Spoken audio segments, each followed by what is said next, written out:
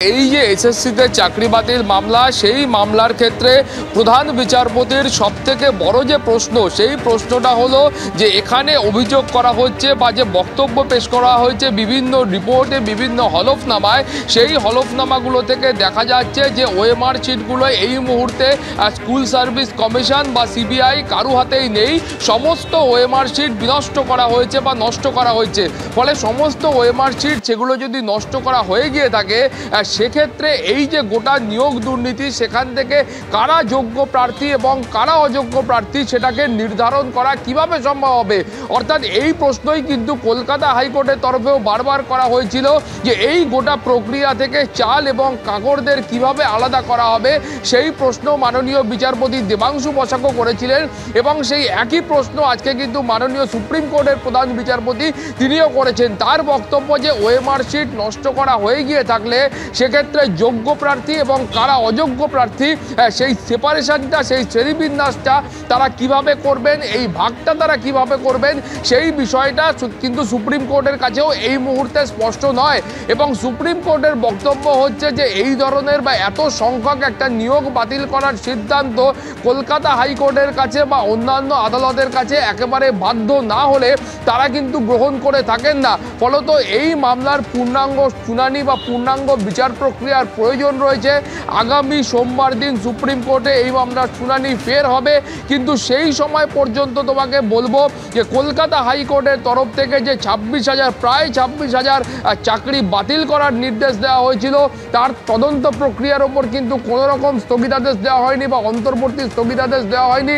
শুধুমাত্র কলকাতা হাইকোর্টের নির্দেশের যে অংশে বলা ছিল যে ক্যাবিনেটের সিদ্ধান্ত নিয়ে অতিরিক্ত শূন্যপদ বা সুপার নিউমারারি পোস্ট তৈরি হয়েছিল, তার ইনভেস্টিগেশনও সিবিআই করবে এবং প্রয়োজন পড়লে সিবিআই সেখানকার কাউকে প্রয়োজন মনে করলে হেফাজতে নিয়ে জিজ্ঞাসাবাদ করতে পারবে। শুধুমাত্র সেই অংশের ওপর অন্তর্বর্তী স্থগিতাদেশ দিয়েছে। অর্থাৎ বাকি অংশের ওপর এই গোটা যে নির্দেশনামা ছিল প্রায় 280 পাতার কলকাতা হাইকোর্টের ওপর, সেই নির্দেশনামার কোথাও কোনো অন্তর্বর্তী স্থগিতাদেশ দেওয়া হয়নি। খুব স্পষ্ট করে সুপ্রিম কোর্ট বলেছে যে এই রায়ের, অর্থাৎ কলকাতা হাইকোর্টের রায়ের যে অংশে শুধুমাত্র বলা ছিল যে সুপার নিউমারারি পোস্ট কেন তৈরি করা হয়েছিল, অতিরিক্ত শূন্যপদ কেন তৈরি করা হয়েছিল, ক্যাবিনেট কেন এই সিদ্ধান্ত নিয়েছিল, সেই গোটা বিষয়টা সিবিআই তদন্ত করে দেখবে এবং প্রয়োজন মনে করলে সিবিআই কাউকে হেফাজতেও নিতে পারবে। শুধুমাত্র সেই অংশের ওপর অন্তর্বর্তী স্থগিতাদেশ দেওয়া হয়েছে, যেটা আগামী সোমবার পর্যন্ত বহাল থাকবে। রাজ্যের বক্তব্য ছিল যে এই ধরনের একটা নির্দেশের ফলে এই গোটা ভোটের মুখে যে কাউকে সিবিআই গ্রেপ্তার করতে পারে, গোটা ক্যাবিনেটটি তাহলে সেই মুহূর্তে তারা সিবিআইয়ের হেফাজতে থাকবেন। সেই প্রশ্ন কিন্তু সরকারের তরফে যিনি আইনজীবী ছিলেন সেই আইনজীবী করেছেন, কিন্তু পাশাপাশি প্রধান বিচারপতির যে মূল বক্তব্য, সেই বক্তব্যই কিন্তু অত্যন্ত গুরুত্বপূর্ণ এবং প্রাসঙ্গিক বক্তব্য যে এই নিয়োগের মধ্যে এই যোগ্য এবং অযোগ্যদের আলাদা করা কিভাবে সম্ভব।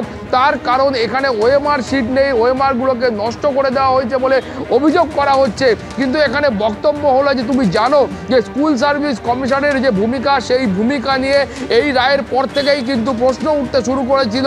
তার কারণ স্কুল সার্ভিস কমিশন তার যে হলফনামা, সেই হলফনামায় তাদের দাবি হলো যে তারা কলকাতা হাইকোর্টে 3টি হলফনামা পেশ করেছেন এবং সেই হলফনামায় তারা বলেছেন যে প্রায় 5,500 জন বা 5,500 অযোগ্য প্রার্থী রয়েছেন, কিন্তু প্রায় যে 20 বা 21,000 যোগ্য প্রার্থী রয়েছেন এর বাদে সেই যোগ্যদের যোগ্য বলে স্কুল সার্ভিস কমিশন তারা কিন্তু স্বীকার করছে না।